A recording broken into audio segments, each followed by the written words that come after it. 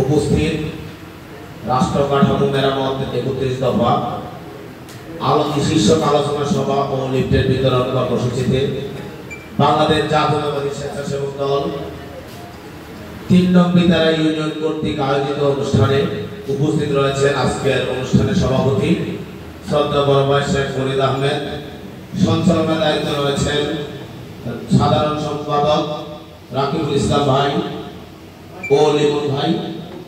উপস্থিত আজকের অনুষ্ঠানের প্রধান অতিথি বাংলাদেশ জাতীয়তাবাদী স্বেচ্ছাসেবক দল কচু উপজেলা শাখার সভাপতি আলামিন মোল্লা।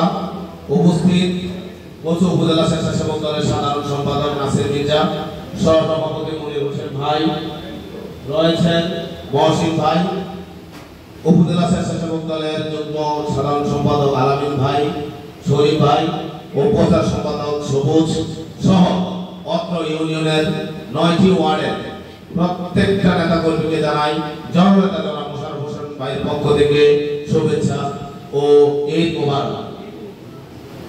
সম্মানিত সুধী, আমরা এই আজকের অনুষ্ঠানের যে ব্যানারটা রয়েছে সেখানে লেখা আছে রাষ্ট্র কাঠামোর ৩১ দফা শীর্ষক আলোচনা।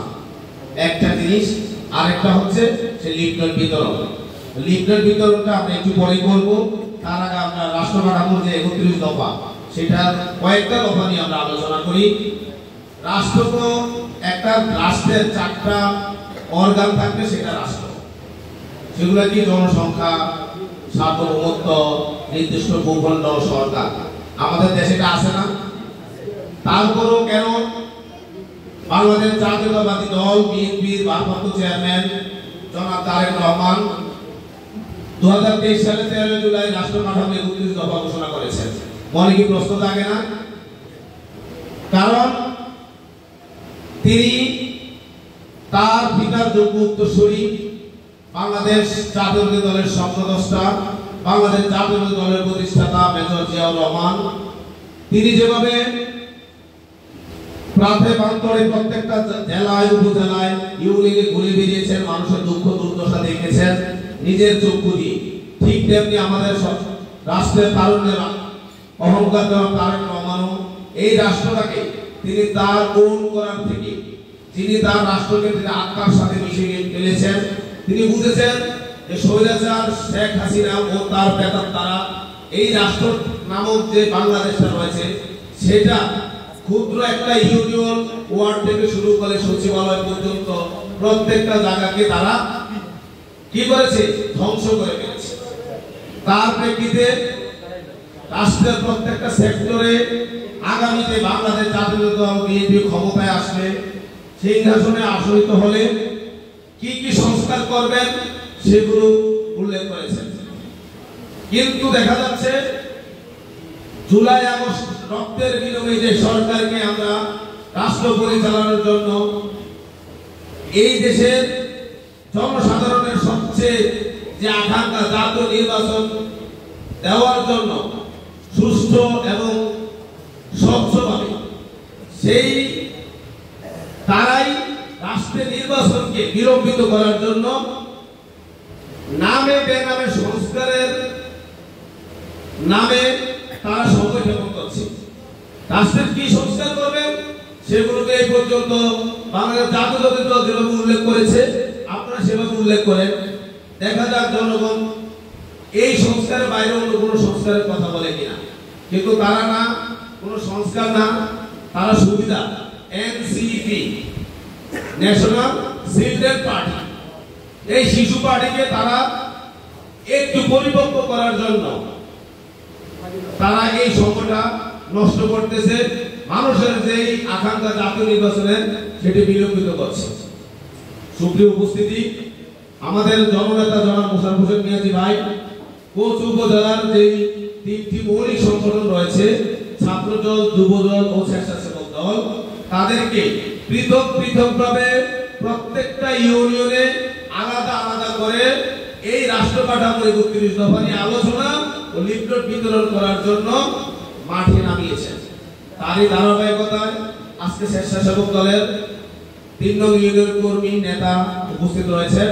দেখেন সেখানে আমরা একটা 13 নাম্বার একটা দফা আছে রাষ্ট্র কাঠামো 13 নাম্বার দফাটা কি দুর্নীতি প্রতিরোধে দৃশ্যমান কার্যকর ব্যবস্থা গ্রহণ ও ন্যায়পাল নিয়ম যে আমরা গত স্বৈরাচার সরকারের মতো দুর্নীতির যখনই বড় একটা আলোচনা চলে আসে তখনই নিজ দলের দুই একটা লাঘব বউকে ধরে হাসপাতালে ভর্তি করে দেয় দিয়ে তারা ওখানে আরামের জীবন যাপন করে কিন্তু ওই যে বড় দুর্নীতিবাজ ওই যে আরো অনেক দুর্নীতিবাজ রয়েছে প্রতিটা সেক্টরে আওয়ামী লীগের তারা সেগুলোকে আর উত্থাপন করে না এবং বলা আছে তারেক রহমান আগামী রাষ্ট্রনায়ক সেখানে দৃশ্যমান কার্যকর ব্যবস্থা করবেন কেমন ব্যবস্থা করবেন কার্যকর যেটা অবশ্যই সবার জন্য ইফেক্টিভ হয় এবং বলা আছে ন্যায়পাল গঠন ন্যায়পাল কি আমাদের সংবিধানের 153টা ধারা আছে বাংলাদেশ জাতীয় যে সংবিধান আছে সেই সংবিধানের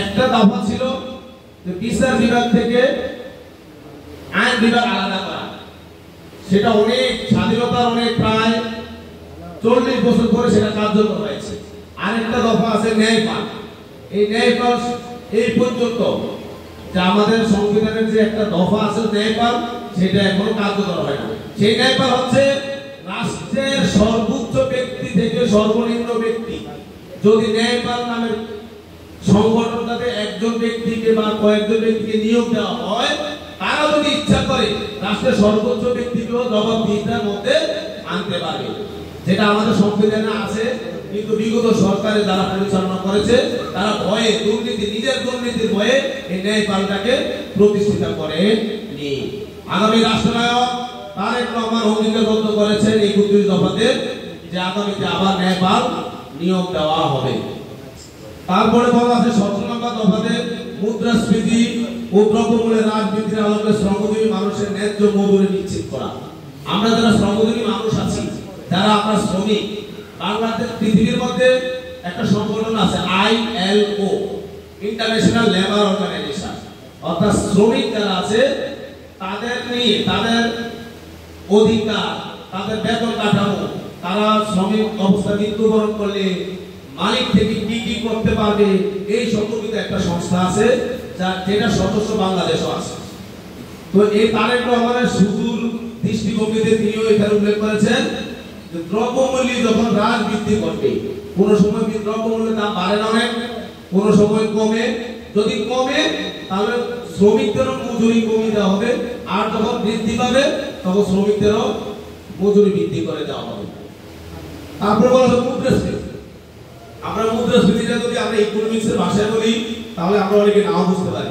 কিন্তু সহজ মুদ্রাস্ফীতি হচ্ছে কি জানেন আমরা বাজারে গেলে পকেটে ভর্তি করে টাকা নিয়ে যাই আসার সময় বস্তা ভরে রিকশা ভরে মাল নিয়ে আসি না মুদ্রাস্ফীতি হচ্ছে তার উল্টো সেটা কি সেটা হচ্ছে বস্তা ভর্তি টাকা আর পকেট ভর্তি বাজার অর্থাৎ বাজারে যে মুদ্রাগুলো টাকাটা থাকবে তার দাম কম থাকবে কিন্তু দ্রব্যমূল্যের দাম বেশি থাকবে মানুষ টাকা নিয়ে যাবে বস্তা করে আর মালামাল কিনে আনবে পকেটে করে অর্থাৎ মালের বিনিময়ে টাকার দাম কম থাকবে পৃথিবীর মধ্যে সবচেয়ে বেশি মুদ্রাস্ফীতি আছে জিম্বাবুয়ে আপনারা ইউটিউবে দেখতে পারবেন যে তারা বস্তা ভরে ভরে টাকা নিয়ে যায় আসার সময় পকেটে করে হাতে করে বাজার নিয়ে আসে তা আমাদের তারেক রহমান তারুণ্যের অহংকার তিনি এই সকল বিষয়কে মাথায় রেখে 31 দফাতে সকল কিছু উল্লেখ করেছেন তাহলে কেন আপনারা আর কি সংস্কার করতে চান যদি তারেক রহমানের 31 দফাতে ভালোভাবে পড়েন বুঝেন অনুধাবন করেন তাহলে দেখা যাবে আপনারা যে সংস্কার করে সময় ক্ষেপণ করছেন সেগুলো এখানে উল্লেখ আছে তাহলে আমরা কি বলতে পারি অন্তর্বর্তীকালীন সরকারকে চাঁদপুর জেলার কোচ উপজেলা থেকে আমরা বলতে পারি যে আপনারা এই সংস্কার করে আর সময় ক্ষেপণ করবেন না আমাদের তারুণ্যের অহংকার বাংলাদেশের রাখাল রাজা আমাদের স্বাধীনতার ঘোষক জিয়াউর রহমানের সুযোগ্য সন্তান যেই 31 দফা দিয়েছে তার আলোকে দেশটা গঠন করতে দিন জাতীয় নির্বাচনের রোডম্যাপ গঠন করুন এবং বাংলাদেশের মানুষ স্বচ্ছ জবাবদিহি ভোটের মাধ্যমে যাকে নির্বাচিত করবে তাকে ক্ষমতায় বসতে দিন সুপ্রিয় এলাকাবাসী, আপনারা জানেন 2018 সালে ধানের শীষের মার্কা পেয়েছে কে পেয়েছে? তাহলে যার হাতে ধানের শীষ সে এ টিম, আর নাকি যার হাতে ধানের শীষ নাই সে এ টিম? কোনটা এ টিম? তাহলে বি টিম কোনটা? যার হাতে ধানের শীষ নাই। আমরা বাংলাদেশ জাতীয়তাবাদী দল কেন্দ্রীয় থেকে অনুমোদিত চাঁদপুর জেলা কমিটি, চাঁদপুর জেলা থেকে বাংলাদেশ জাতীয়তাবাদী দল, বাংলাদেশ জাতীয় স্বেচ্ছাসেবক দল, যুব দল, ছাত্র দলের কোচ উপজেলা শাখাগুলো কমিটি অনুমোদিত দেওয়া হয়েছে। সেই কমিটি আমরা দিন রাত পরিশ্রম করে তিনটা সংগঠনকে আলাদা আলাদাভাবে প্রত্যেকটা ইউনিয়নে বৈঠক করে আগামী রাষ্ট্রনায়ক জনাব তারেক রহমানের যে ৩৯ দফা আছে সেটা বুঝে দিচ্ছি। আর আপনারা সমিতির মাধ্যমে কিছু লোককে নিয়ে গোপনে বৈঠক করে মুখে ঘোষণা করে দিবেন আপনি সভাপতি, আপনি সেক্রেটারি, সেটা কি কাজে আসবে? আপনি 1996 সাল মনে করবেন না, এটা 2025 সাল। এই কচুয়াতে 96 সালে আপনি এসেছেন, সেটাকে আপনাকে মানুষ বরণ করে নিয়েছিল, কিন্তু মানুষ এখন অনেক সচেতন হয়েছে যে মানুষ শিক্ষা দীক্ষায় অর্থে সকল ক্ষেত্রে কচুয়ার মানুষ এগিয়ে গেছে। তখন আপনি সাদা পক্ষকে পাঞ্জাবি করে এসে এই দেশের মানুষের সাথে ছলনা বেলনা করেছেন, এখন আর সেই সুযোগ দেওয়া যাবে না। সুতরাং আপনি যদি রাজনীতি করতে চান এই কচুয়াতে, তাহলে আপনি কি করতে হবে?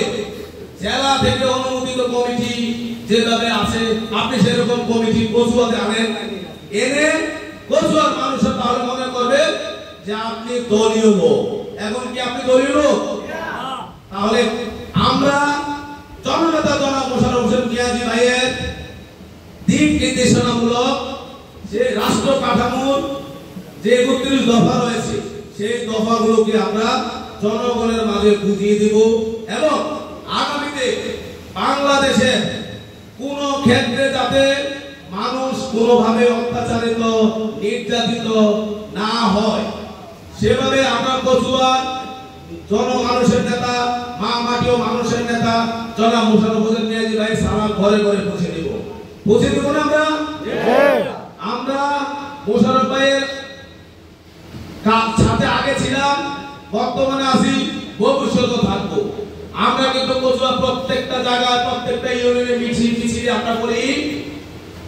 যদি ধানের শীষ মোশাররফ হোসেন নিয়াজি পায় তাহলে আমরা মোশাররফ হোসেন নিয়াজি ভাইয়ের হাতকে শক্তিশালী করার জন্য, এমপি বানানোর জন্য আমরা জনগণের প্রত্যক্ষ ভোটের মাধ্যমে সংসদ সদস্য বানাবো ইনশাআল্লাহ। কিন্তু আপনি তো কোনো জায়গায় বলেন না যে ধানের শীষ যেভাবে আমরা তার কাজ করব। যদি আপনার শক্তি থাকে তাহলে জননেতা মোশাররফ হোসেন নিয়াজি ভাই কত বলেন ধানের শীষ যার আমরা তার, আমরা তার। সুতরাং আমরা চাই আগামী রাষ্ট্রনায়ক জনাব তারেক রহমানের পছন্দনীয় প্রার্থী জনাব মোশাররফ হোসেন নিয়াজি ভাইয়ের হাতকে শক্তিশালী করব এবং কচুয়াতে ধানের শীষের প্রার্থীকে বিপুল ভোটে জয়লাভ করে কচুয়ার মানুষের পক্ষ থেকে তারেক রহমানকে আমরা উপহার দেব ইনশাআল্লাহ। এই কথা ব্যক্ত করে সবাইকে জনতা জনাব মোশাররফ হোসেন নিয়াজি ভাইয়ের পক্ষ থেকে আবারও রক্তিম সালাম। আসসালামু আলাইকুম ওয়া রাহমাতুল্লাহি ওয়া বারাকাতুহু। ধন্যবাদ শাহজাহান ভাইকে, উনি ওনার মূল্যবান বক্তব্য দেওয়ার জন্য। আমাদের সামনে এখন বক্তব্য নিয়ে আসবেন মোহাম্মদ নাসির মির্জা, যুগ্ম আহ্বায়ক ও প্রস্তাবিত সাধারণ সম্পাদক কচুয়া উপজেলা স্বেচ্ছাসেবক দল। বিসমিল্লাহির রহমানির রহিম। আসসালামু আলাইকুম।